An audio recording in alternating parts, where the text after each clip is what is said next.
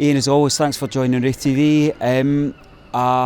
Another 90 minutes under the belt for the team, and a pretty challenging game at that. How did you see the game through?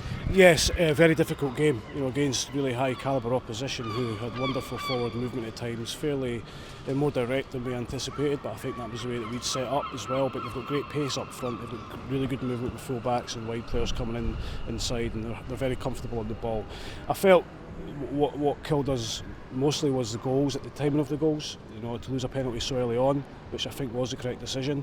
And then just before half time with a 25-yard strike, it knocked the stuffing out the guys going into the dressing room. I think the most annoying one for me is the third goal, because we've got kick off, we don't do our job there, and a minute later you're 3-0 down, and that's the harsh reality in the cruel fine lines in football, that you find yourself behind the curve very early. What was the game plan coming up to Portage today? It was slightly different from normal, because we knew if we went man for man or went too expansive, Aberdeen are good enough to pick holes in you. We lose the game 3-0 in the end, but sometimes it can be a lot worse than that. We try to do our best in terms of blocking the middle of the park off for them, because they do a lot of good work in there, and we try to hit them a little bit on the counter attack and not isolate Jamie too much. But it's a very, very hard job for a lone striker against two very decent centre halves. Like I said, I felt the boys put in a heck of amount of work to the game and commitment to the game and teamwork to the game, which is a good platform for us, because it's a different kind of proposition today for us, in terms of we didn't have as much as the ball as we would normally have. We couldn't go as attacking as we normally would. So I've got no complaints with the players, absolutely not. I wanted them to enjoy the occasion, I wanted them to enjoy the game. Of course, we've lost the game 3-0, so there's not a lot of enjoyment in the scoreline, but I enjoyed some of our play. What are the positives for the team? I'm thinking towards particularly first half. We certainly did have a presence and some kind of key half chances. It never just quite felt our fortune. Yeah, again, it's you're playing against good opposition, so you need to be a little bit quicker in front of goal. You don't get that time to pull the trigger. We've seen it with a few block shots that were really good chances.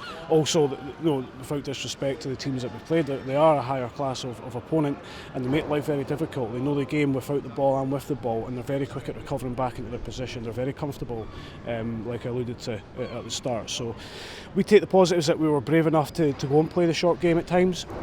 And we also showed a little bit better aggression towards the game, but we had to, because if we'd stood off Aberdeen, then they would have just been picking passes all day long, and I felt we gave Aberdeen a decent game. We'd have liked to have worked the goalkeeper and make a few saves, but we did have a few decent opportunities, and another day you nick one of them, the game's different.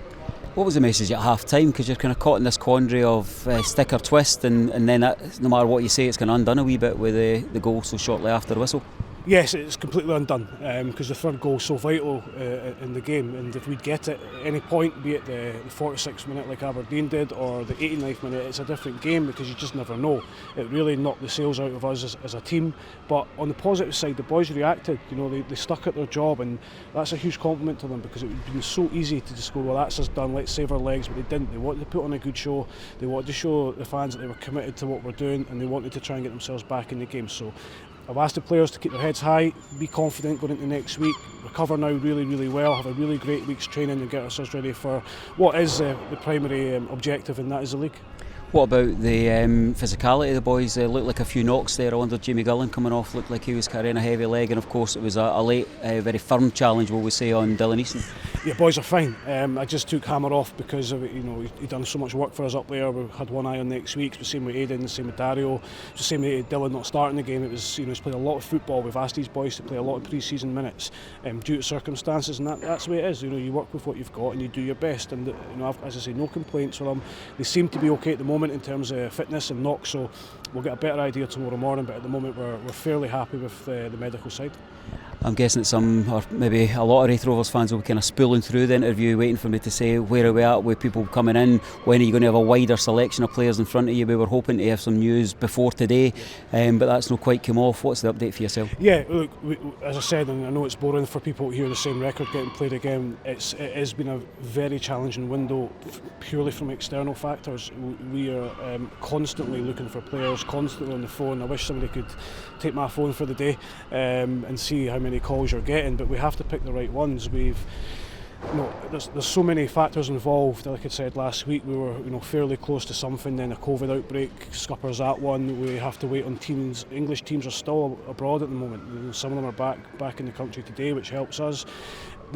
up here, the Premier Cup influences a lot of teams. Everybody's kind of waiting for this cup or group stages to be over, and then things start to move. So very, very hopeful this week. I expect a couple to come in this week, and I know we need them, but we need to make sure we're not just panicking. If you look around, every manager or coach you speak to in Scotland at the moment, just about is we're all in the same boat, and bumped into a few at the Hibs Morton game last week, and we were all just saying it's the same for us all, regardless of what level you're at. But that's football, and it's up to us to get them. So we're very confident we'll have some. Any anxiety from yourself in terms of the time it takes to get bodies in? Nah, I've done that before. You get really, really anxious, you start to get a wee bit grumpy and stuff like that. The ultimate thing is out of our control at the moment. We are ready to move when we have the right players. We are ready to get them in.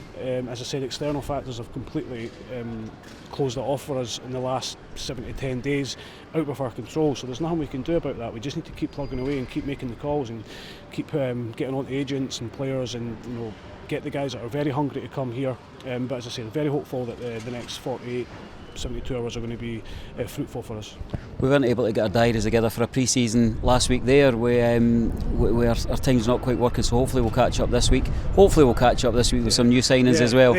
Yes, yeah, absolutely. It's good to keep everybody informed of what's going on, but as you know, Davey, in football, it's the schedule changes very quick. Absolutely. Look forward to speaking again, Ian. Brilliant. Cheers.